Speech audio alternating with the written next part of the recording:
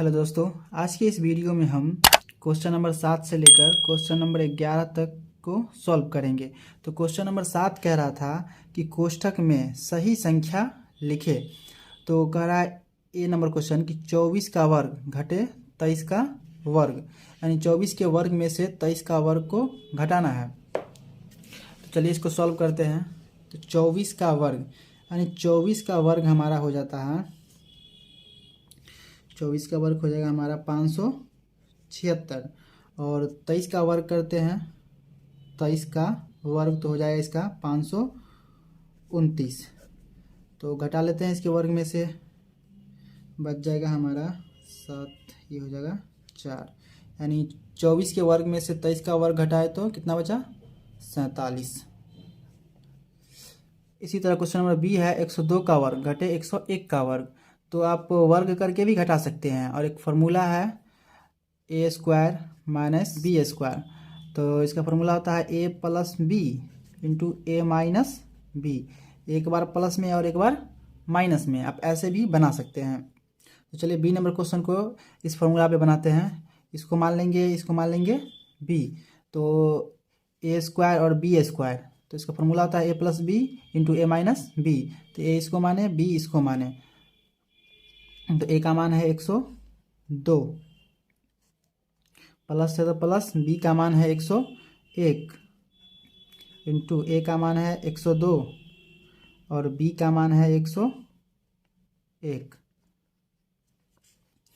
102 और 101 को जोड़ेंगे तो हमारा हो जाएगा 203। कोष्ठ है, कोष्ठ हटने के बाद गुना का साइन पड़ता है। 102 में से 101 घटाएंगे तो बचेगा हमारा 1। अब 203 को गुना कर देंगे 1 से तो हो जाएगा 203।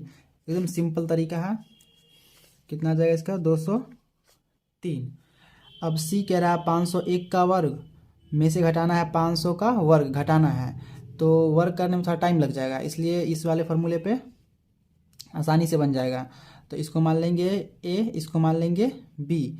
तो फार्मूला था ए प्लस बी इंटू ए माइनस बी। तो इसको ए मान लेते हैं, एक बार प्लस में और एक बार माइनस में लिखते हैं। तो ए का मान है हमारा 501 प्लस बी, बी का मान है 500 इंटू ए माइनस बी, यानी ए का मान है 501 और बी का मान है 500। 501 में 500 जोड़ेंगे तो हमारा हो जाएगा 1001।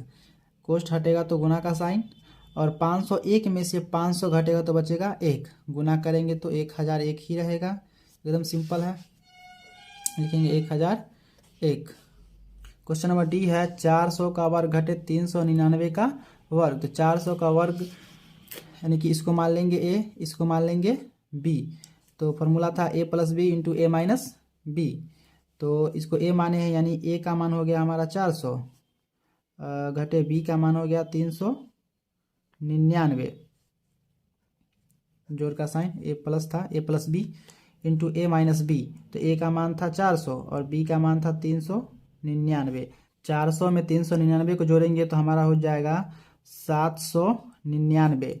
कोष्ठ है, हटेगा तो गुना का साइन। 400 में से 399 घटाएंगे तो बच जाएगा 1, गुना करेंगे 799 को 1 से तो 799 ही रह जाएगा, 799। एकदम इजी है इस तरीके से। क्वेश्चन नंबर 8 कह रहा है कि निम्नलिखित में कौन सा त्रिक पाइथागोरस त्रिक है। मतलब नीचे दिया हुआ है, पूछ रहा है कि कौन सा त्रिक पाइथागोरस है ना। तो पहले समझ लेते हैं त्रिक पाइथागोरस क्या होता है। पाइथागोरस त्रिक ऐसी संख्याएं जिनमें दो संख्याओं के वर्ग का जोड़ तीसरी संख्या के वर्ग के बराबर हो। मतलब ऐसी संख्या जिनमें दो संख्या का वर्गों का जोड़, यानी दो संख्या के वर्गों का जोड़ तीसरी संख्या के वर्ग के बराबर हो, उसे पाइथागोरस त्रिक कहते हैं। चलिए देखते हैं, इसमें 1 2 3 यानी लिख लेते हैं 1 2 3, ये पाइथागोरस त्रिक है या नहीं है। फॉर्मूला था हमारा ए का स्क्वायर प्लस बी का स्क्वायर बराबर सी का स्क्वायर, यानी एक संख्या दूसरी संख्या का वर्ग, दोनों का वर्ग का जोड़ तीसरे के वर्ग के बराबर होना चाहिए। तो पहली संख्या दूसरी संख्या का वर्ग करते हैं, तो 1 का वर्ग करेंगे, 2 का वर्ग करेंगे, तीसरी संख्या यानी 3 के वर्ग के बराबर होगा। तो 1 का वर्ग 1, 2 का वर्ग 4 और 3 का वर्ग 9। इसको जोड़ लेते हैं, 5 बराबर 9। तो बराबर नहीं है तो लिखेंगे पाइथागोरस त्रिक नहीं है, क्योंकि बराबर नहीं आया। अब दूसरे नंबर वाला देखें, 3 4 5 का, 3 4 और 5 का। तो 3 का वर्ग प्लस दूसरी संख्या के वर्ग बराबर होगा तीसरी संख्या के वर्ग के 5 का वर्ग। 3 का वर्ग होता है 9 प्लस 4 का वर्ग होता है 16 और 5 का वर्ग होता है 25। अब ये दोनों जोड़ देंगे, 16 9 हो जाता है हमारा 25 बराबर 25। तो ये बराबर है, दोनों साइड बराबर है, तो लिखेंगे पाइथागोरस त्रिक है।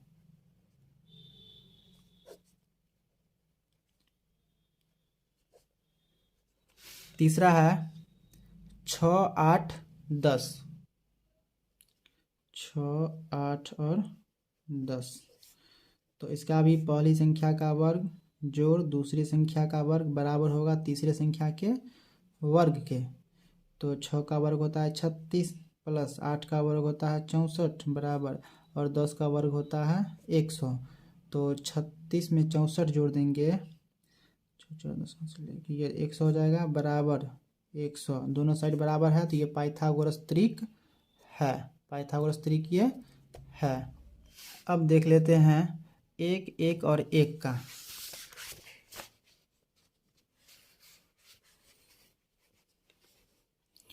1 1 1, तो दो संख्या के वर्गों का जोड़ यानी 1 का वर्ग प्लस 1 का वर्ग बराबर 1 का वर्ग होगा। तो 1 का वर्ग 1 ही होगा प्लस 1 का वर्ग 1 ही होगा और 1 का वर्ग 1 ही होगा। तो 1 में 1 जोड़ेंगे तो 2 बराबर 1। दोनों साइड बराबर नहीं है तो ये पाइथागोरस त्रिक नहीं है।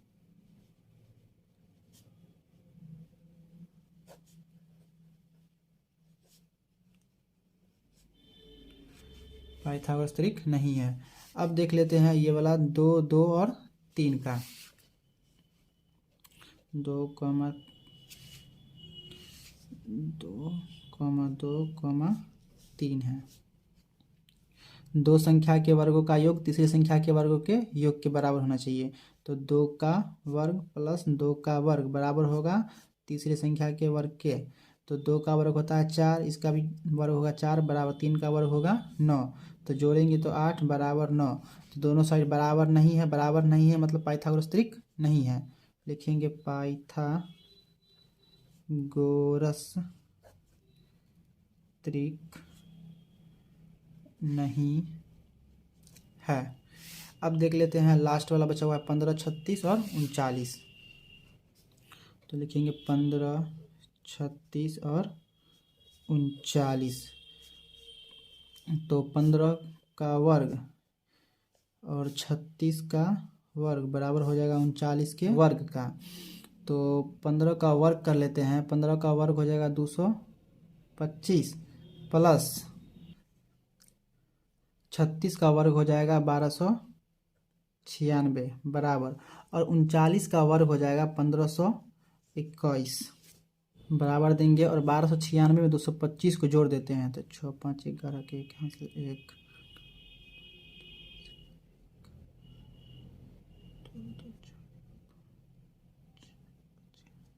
बराबर हो जाएगा 1521।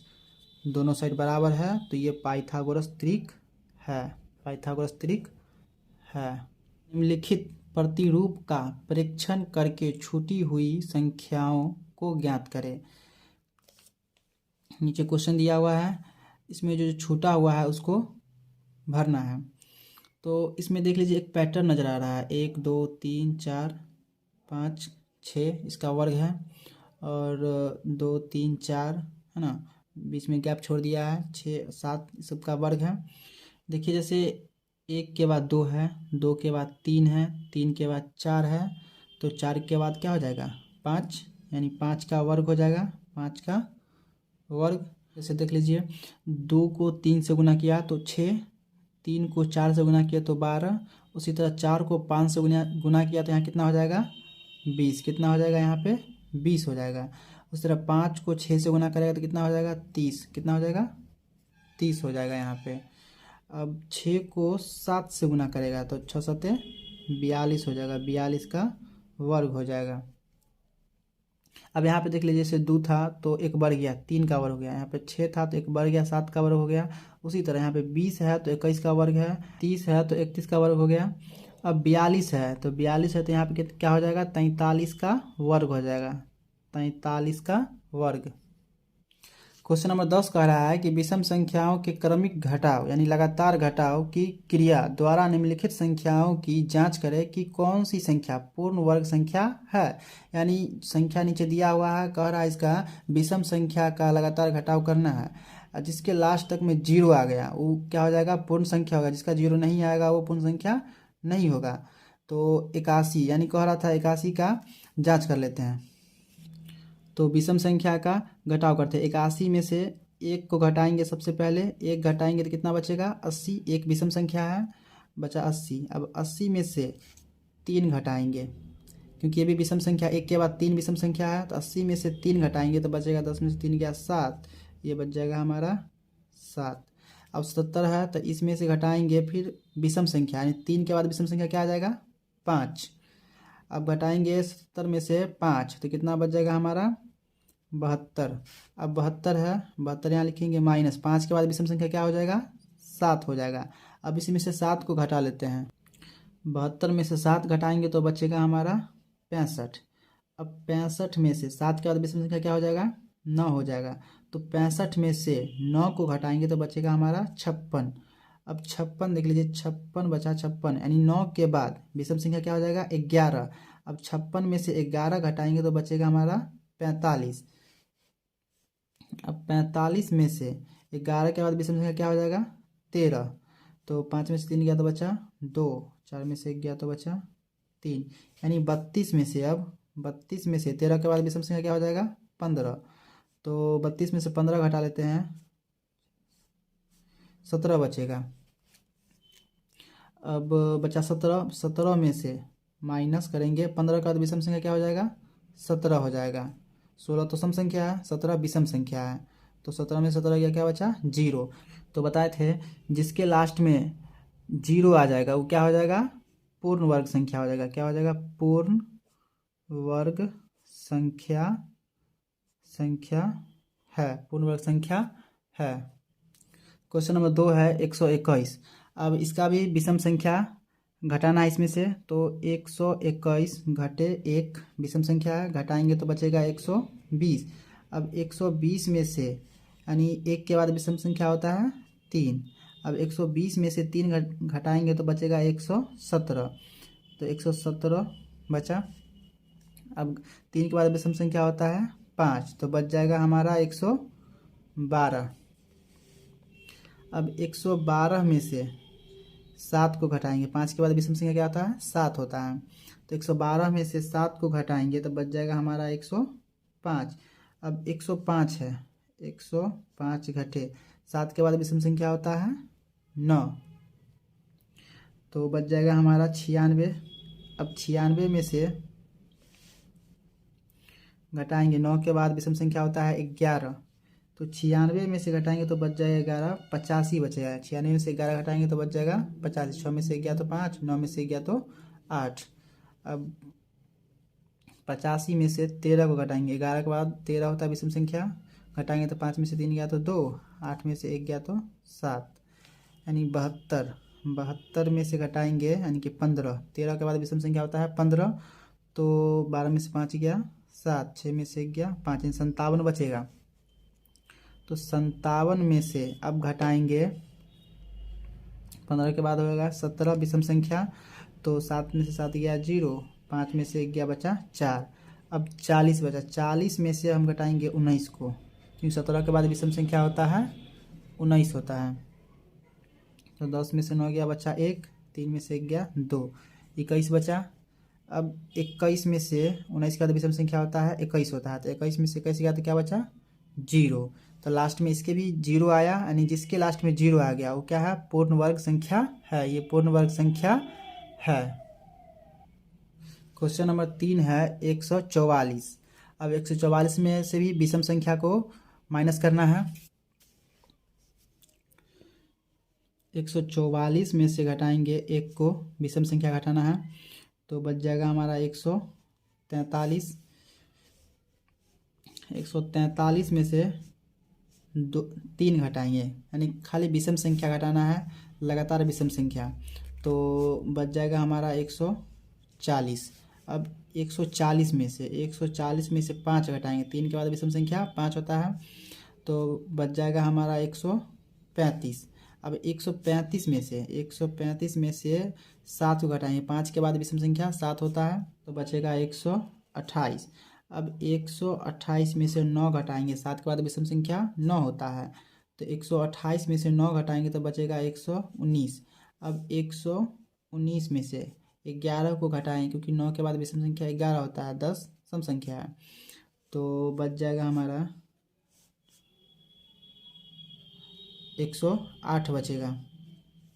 तो 108 में से अब 13 को घटाएंगे, 108 में से 13 घटाएंगे तो बचेगा हमारा 95। अब 95 में से 15 घटाएंगे, क्योंकि 13 के बाद विषम संख्या 15 होता है, तो बचेगा 0।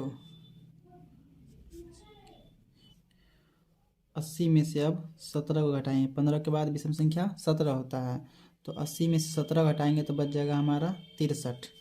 अब 63 में से 19 को घटाएंगे, क्योंकि 17 के बाद विषम संख्या हमारा होता है 19, तो 63 में से 19 घटाएंगे तो बचेगा हमारा 44। अब 44 में से 21 को घटाएंगे, तो 4 में से 11 बचा 3, 4 में से 23 बचा, तो 23 में से अब माइनस करेंगे 23 को, क्योंकि 21 के बाद 23 विषम संख्या है, तो 23 में से 23 गया तो क्या बचा 0, और जिसके बताए थे जिसके लास्ट में 0 आएगा वो पूर्ण वर्ग संख्या है, तो ये पूर्ण वर्ग संख्या है। क्वेश्चन नंबर 4 है 36, तो इसमें से विषम संख्या को माइनस करेंगे। 36 में से 1 घटाएंगे, सेम जैसे इसको बनाया है वैसे सेम इसको बनाएंगे। 36 में से 1 जाएगा, बचेगा 35। 35 में से 3 को माइनस करेंगे तो बचेगा हमारा 32। 32 में से 5 को माइनस करेंगे, 32 में से 5 को माइनस करेंगे तो बच जाएगा हमारा 27। अब 27 में से 7 को माइनस करेंगे, 5 के बाद विषम संख्या 7 होता है, तो बचेगा हमारा 20। अब 20 में से 9 माइनस करेंगे तो बचेगा हमारा 11। अब 11 में से 11 को माइनस करेंगे, क्योंकि 9 के बाद विषम संख्या 11 होता है, तो 11 में से 11 गया तो बचा 0, यानी ये भी हमारा पूर्ण वर्ग संख्या है, पूर्ण वर्ग संख्या है। 11 नंबर क्वेश्चन कह रहा है कि निम्नलिखित संख्याओं में से किन किन संख्या का वर्ग विषम संख्या होगा। तो सबसे पहले ये जान लेते हैं कि सम संख्या का वर्ग सम संख्या होता है और विषम संख्या का वर्ग विषम संख्या होता है। तो इसमें जो जो सम संख्या है उसका वर्ग सम संख्या होगा, और जो जो विषम संख्या है उसका वर्ग विषम संख्या होगा। तो कह रहा था क्वेश्चन कि किन किन संख्या का वर्ग विषम संख्या होगा, तो जिसके लास्ट में विषम संख्या वो उसका वर्ग विषम संख्या होगा, जिसके लास्ट में सम संख्या है उसका वर्ग सम संख्या होगा। तो क्वेश्चन नंबर 1 है 531, इसके लास्ट में विषम संख्या है, तो इसका यानी 531 का वर्ग विषम संख्या क्या होगा, विषम संख्या होगा। क्वेश्चन नंबर 2 है 5436, तो इसका वर्ग करेंगे तो सम संख्या हो क्या होगा, सम संख्या, क्योंकि लास्ट में सम संख्या है इसलिए सम संख्या का वर्ग सम संख्या होता है। क्वेश्चन नंबर 3 है 3249, इसके लास्ट में विषम संख्या है, तो इसका वर्ग करेंगे तो विषम संख्या ही आएगा, क्योंकि लास्ट में विषम संख्या है, तो इसका वर्ग हो जाएगा हमारा विषम संख्या आएगा वर्ग करने पे। और क्वेश्चन नंबर 4 है 82,004, तो इसका वर्ग करेंगे तो ये सम संख्या आएगा, क्या आएगा, सम संख्या आएगा, क्योंकि लास्ट में सम संख्या है इसलिए इसका वर्ग करेंगे तो सम संख्या आएगा। तो 1 और 3 विषम, इसका दोनों का वर्ग करने पर क्या आएगा, विषम संख्या आएगा।